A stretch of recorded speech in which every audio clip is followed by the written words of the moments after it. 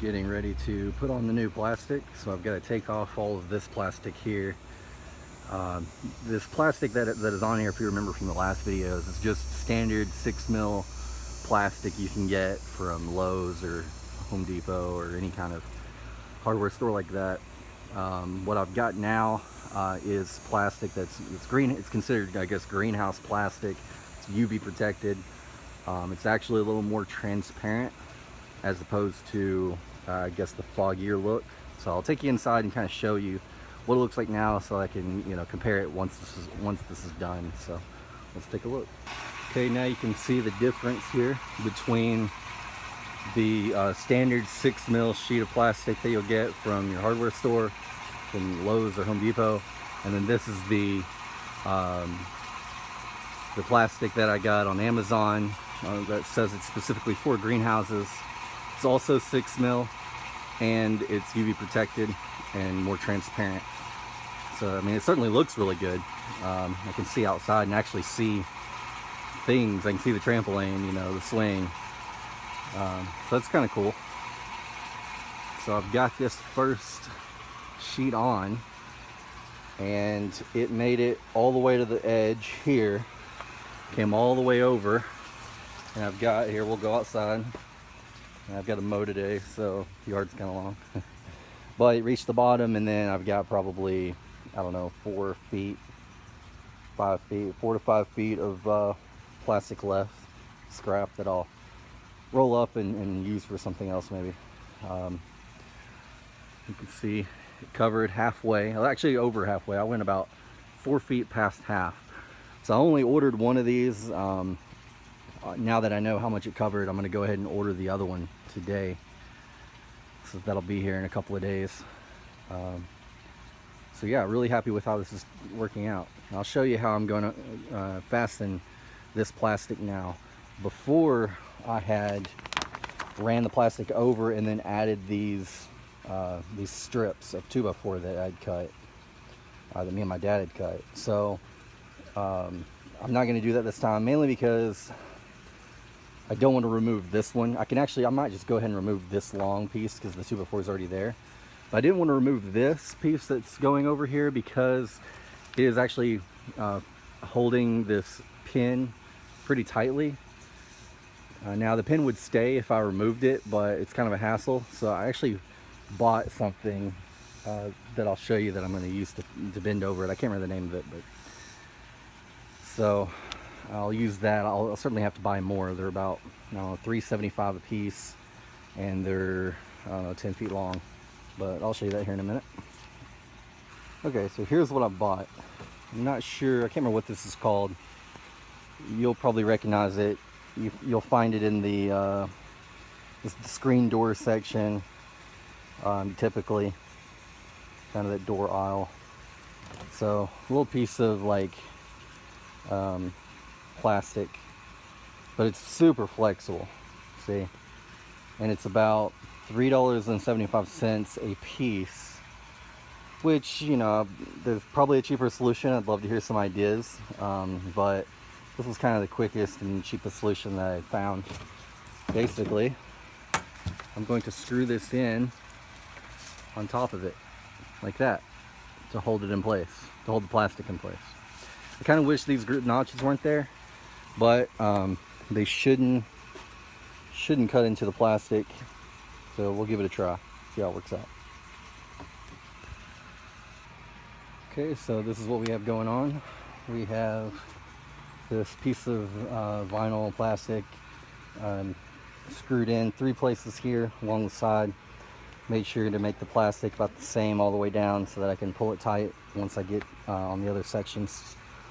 So then I've screwed in one here, and right now this is just leaning up against it because I want to start the other side, or maybe I guess square off this side first, kind of pull it tight before I start going to the other places. So obviously you want to pull this nice and tight as you start to screw these in. So yeah, I think this is going to work really well to fasten this plastic on. I'll do one along the bottom probably.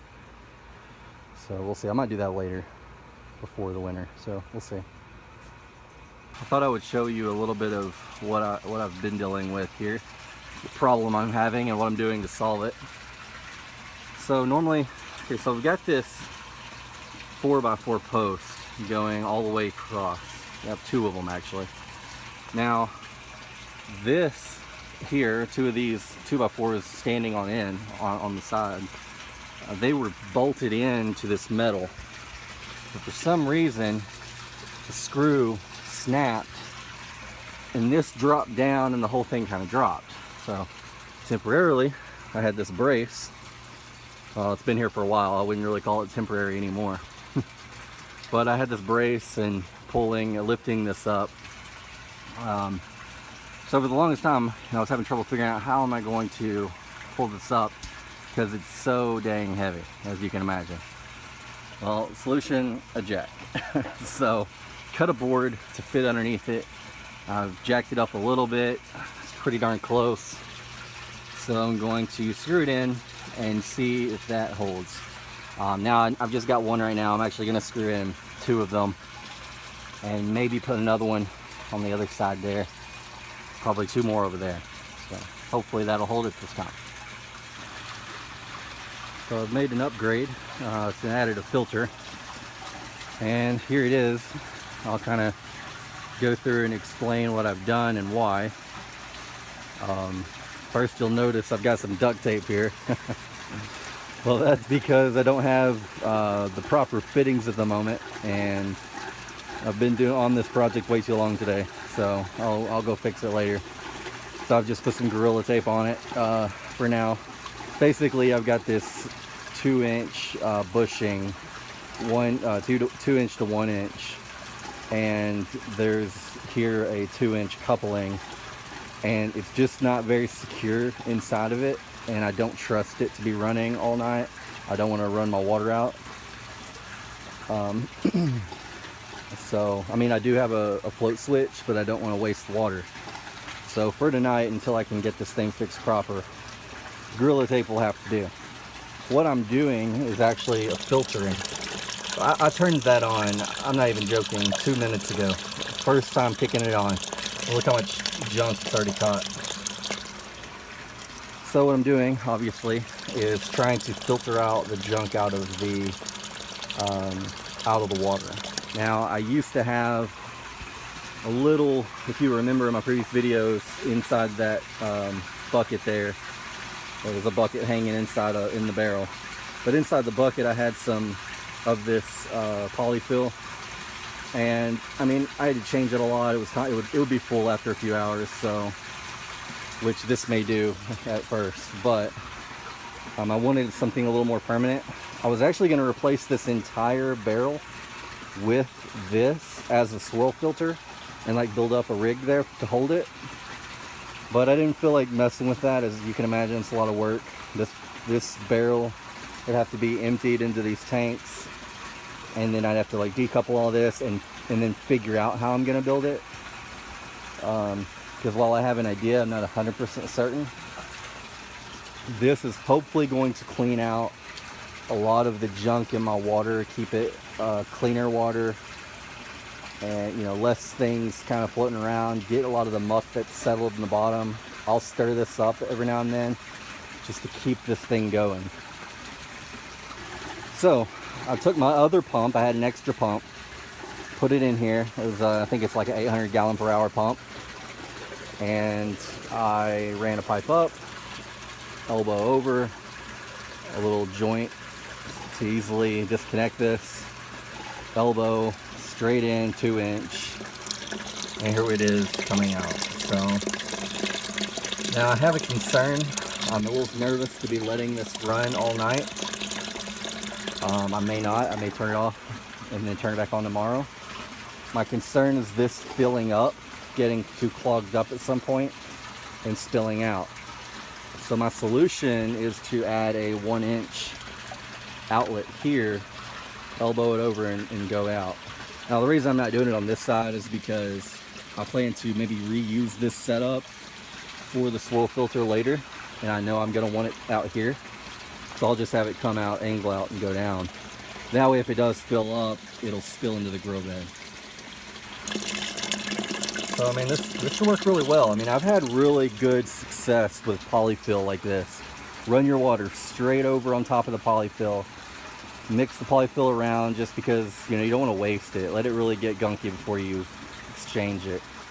Otherwise, you know, I think it's like $8 or $10 for a big bag of this. But obviously you don't want to be sinking money in.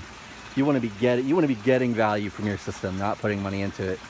And I'm probably the world's worst at putting money into it, as my wife can attest to. So yeah, that's it. We'll see how it does tomorrow. Hopefully my fish will be getting better. All right, so quick little update. I took the top of this that I'd cut out and I drilled a bunch of holes in it. And sorry I didn't show it, but essentially I took the stuffing out of here and put that piece at the bottom of this. What that did is it prevented the stuffing from getting sucked down into the pipe, making a nice little plug, because the debris would eventually kind of plug it up pretty quickly rather, and then this would back up. And as I mentioned, I don't have a runoff yet. So this seems to be working really well now that that piece is at the bottom. It's been running for about 5 or 10 minutes, maybe about 10 minutes, and it hasn't even started to back up yet. So I may leave it running for another hour or so and see if it ever does.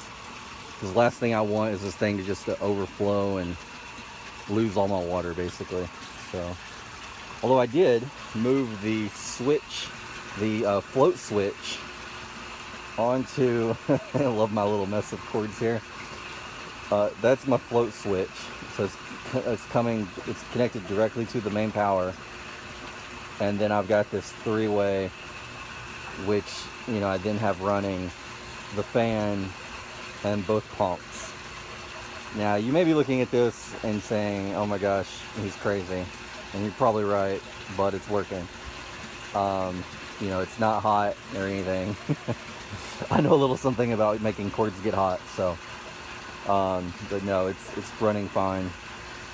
This is actually a pretty thick cord here, running to a GFI, the outdoor outlet that's connected to a GFI. So yeah, working pretty well.